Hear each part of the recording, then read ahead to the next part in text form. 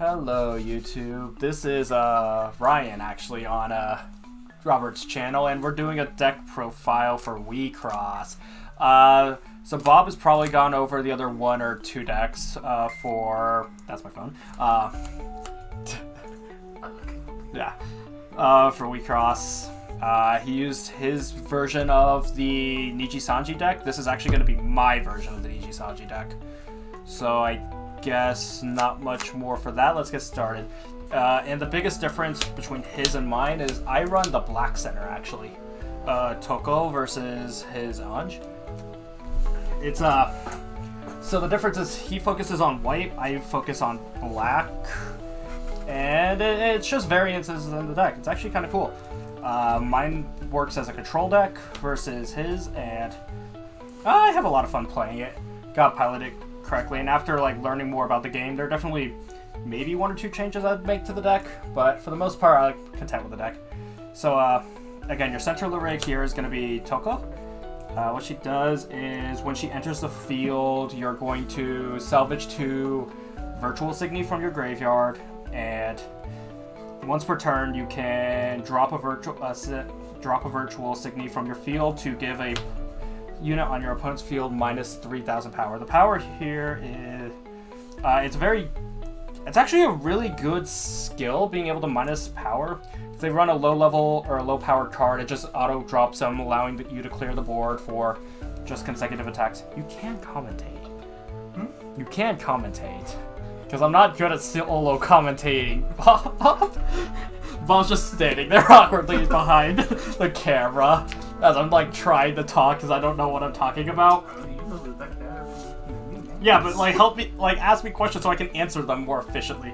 So that means I'm running Anj and Liz as side supports. So as you can see, my unit, my side, or my Anj is actually very drastically different than his. I, for the most part, use her for a supporting one and a defensive option for the deck, because the deck does need to be able to play defense. Because you are control, you need ways to live. So I run this Liz, it works fairly similar to his, there's just a difference. So when I grow into this Liz, I can check the top 7 cards of my deck for 2 virtual black Signy versus 2 white Signy. So again, my deck is going to be primarily black. It's so this is a better searcher for me. And my level 2 is a main phase, action phase Liz that pays 2 to grow. And her effect is when she enters the field, you bounce a Signy to your opponent's hand. So I usually use this defensively. And then her second skill is you can pay a white and a generic to salvage a shield from your or a guard from your graveyard to your hand. So that means you survive, and it stops 2 attacks essentially on the spot.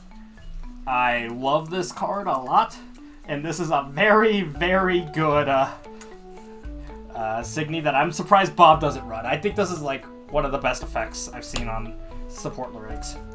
And then my Anj, I actually use the trial deck Anj for kind of just offensive pushing. So this one grows for 0, and it says you can pay 1 to vanish one of your opponent's 10,000 or less Signy on the field. So it's just hard removal, which is really good for just pushing damage. And this one does essentially the same thing. It says, so you grow this one for 2, and it says when it enters the field, you bounce 1 and trash 1, just outright. Again, this is just pushing and for offensive. I like it a lot. It's pretty good. For my pieces, I run Strong Draw because Strong Draw, Graceful Charity is a good card, people. Draw 3, pitch 2 for literally nothing for free is really good. This deck does focus a lot on having cards in your graveyard as well. So just, this card honestly just reads +3 versus like Graceful Charity. It actually just works really well. And then the other one I run is actually just more of a defensive one, where it says, where you pay 2 to play it, and the condition for it is simply I just have to have a white LRIG. Okay, easy. And this one literally just says your opponent's cards lose all abilities and can't gain them for the rest of the turn. No assassin, no double crush. It just says stop your opponent from killing you. Nothing else. Doesn't need anything else, I'll be honest. So I'll get into the main deck for now, actually. So we run 3 of her, the best card in the deck. The only reason I do not run 4 is because Bob runs 4 in his deck, and the case only opened with 7 copies of this card. So this is Lulu... what's her last name? Suzuhara? Yes. Okay. So she is Sunbaka locked, so you have to be on this deck to play her specifically. And her skill is... She has 2 skills. One is continuous. When I would reset my deck, I don't lose cards from my Life Cloth. So I can reset my deck for free. Pretty good. And then once per turn, I can pay a black and a generic to give one of my opponent's Signy minus 10,000 power, and then mill the top 10 cards of my deck. So again, it's fueling your graveyard, fueling your compression. And then combined with this, on the most part, Thistle is minus 13. So it traditionally just outright kills almost anything, and it's just removal. Yeah, this card's so good. Run it at 4 if you can. The anti-compression is so good. And that, or just outright being able to refresh your deck for free in and of itself is worth the card slot. Then I run 4 copies of this, because I don't run 4 copies of the other card. This is Nui Saucier, I think her name is. This card says, when your other Signy enters the field, or when your other virtual Signy enters the field, look at the top card of your deck. You can leave it on top or mill it. Again, you're just going for the cards in the graveyard. You're going for the deck compression and the just self-mill strategy. And she is part of your payoff for milling your cards, because she reads, at the beginning of your battle phase, if you have 20 virtual Signy in your graveyard, you can pay black and generic. If you do, just straight up vanish one of your opponent's Signy. Alright. It is how you, for the most part, it's board clear for in your payoff for having a graveyard. Or for your graveyard strategy and shenanigans. Then I run 4 copies of this card. So at first I didn't really value this card, but like, this is actually a card I appreciate a lot after learning more about the game, because it just fuels your graveyard and it does something when you don't want to crash into your opponent's Signy or give them the resources. And then just the mill 5 is great for just the compression. And you'll notice something in our first break card actually here. This is Rin Shizuka. So she has 2 effects. Her first effect is once per turn when one of my Signy is put into the graveyard from my field during my main phase, she stands. And her second skill is to act rest her to mill 5. Again, you're just fueling the graveyard and slowly working towards like your value engine, your compression, your mill, your and then it synergizes with her a lot, because you just rest her, mill 5, drop something else on the field to -3 something, she restats. So you're just kind of milling cards for free, which again pays off towards the payoff of her. And she's our first break I've just shown in the deck. And her break is to just salvage any 2 virtual Signy. Or sorry, 1 virtual Signy, my bad. So that's a big thing with this deck. Most of the breaks in the deck actually just read salvage a Signy from your graveyard. So you'll notice that's kind of how the deck's thematic. You're milling cards into putting them into your graveyard. You're trying to compress your deck and salvage them on your breaks. And then using her for free refreshes, and also just the enabler to mill 10. I do value this card a lot more now than I used to, admittedly. Then I run 2 copies of this. This just says draw cards, honestly, and a Hex Proof body that your opponent has to crash into, or manually crash into. Himawari Honma? I've honestly never pronounced some of these card names before. So this card says, at the beginning of your opponent's main phase, reveal the top card of your deck. If it's a virtual Signy, this card gains Shadow, Hex Proof. It basically can't be targeted by your opponent, so your opponent can't just trash the card during the main phase. And then once per turn, you can pay a white to look at the top 3 cards of your deck, reveal a Signy from among them, put into your hand, put 1 card on from the 3 on top, and put 1 card on bottom. So it actually is one of the few cards that can search your guards and shields in the deck. And again, you can also set up to just get her Hex Proof for free. It's a really good card, actually. Then I play 4 copies, and that's actually it for the level 3s. For the 2s, I run 4 copies of this. This just is a 10k body with a break that says give something -8. It's just good utility and removal, and you kind of run it for... I run her mostly for her break skill, admittedly. I like the card a lot. It's come up. It definitely has come up. Next up is 3 copies of this. Meiji... Warabeta? I'm going to butcher all of these names. We're just going to say that now. Well, this is just... again, it's just another draw engine card. It's, on enter, you can pay a white to look at the top 3 cards of your deck.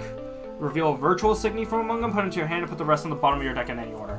But she's primarily in here, honestly, for her break effect, which is when it's revealed for a break, you look at the top 3 cards of your deck, reveal a signy card, and put it into your hand, and put the rest, or put it onto the field, and put the rest on the bottom of your deck in any order. So this says, put a shield in play. If your opponent cleared one of your zones, call a card to the zone. It's a great defensive break, honestly. And then I'm on 3 copies of draw a card when it attacks. You just call this to an open zone, and it says when it attacks, you flip the top card of your deck. If it's a virtual signy, put it into your hand. Well, you essentially... It says draw a card, but you're drawing the card you reveal, essentially. It's just on attack, draw a card. There's literally nothing else to say about it. It's a good card. Free card advantage is free. Right? You're always going to call it to an open to a zone your opponent's open. Swing with it to just draw a card outright. Nothing really to complain about. Like, it dies immediately after. It gets you... It's just value. And then I'm on 2 copies of this. This is, this just counts as a white and a dark card, so you can enable your, It's just mana fixing. This card's just here to mana fix... Or to, like, fix your colors. And that would do it for the level 2s. For the level 1s, I'm on 4 shields, because you should always be on at least 4 shields. This is, we only have 1 type of shield in current English Standard or in Diva format, so you run it. You run it at 4. Like, there's no reason not to run it at 4. I know some decks in prior formats in the past were on, like, 5, 7, 8 shields when, like, colorless were a thing, but right now we're just on 4, because we only own the 4. Next up is 4 copies of this card that I love so very much, that, like, every time I played it, no one really understood why I ran it. It's just good. I love this card. This is Melissa Rekka. She says when she enters the field, mill 3. It's just the start of your engine, and the start of your combo, and the start of your, like, it's just the start of your mill engine, which is really good. And she also actually has a payoff. If you have 5 virtual signy in your graveyard, she gains 5k during both players' turns. So she just sits there at 7k for a level 1, which is weirdly good, I've noticed. And then she also has an insanely good break effect, which is, when it's triggered, you can pay black and generic to give a card on your opponent's field -12k. Clear up the board, kill one of your opponent's cards. I think this card is honestly amazing and highly underrated. Like, the mill 3 feels absurdly good, and I have no complaints with the card. So next up is 4 more color fixing. This is literally nothing more than color fixing again. It's a black and white. I just had more room in the level 1 slot than the level 2 slot, I felt like. So that would be that. Then 2 copies of this, which is Act. You can rest it to give a card -1000. If you have 3 of Virtual Signy on the field, it gets -2000 instead. So this is actually your primary sack target off token.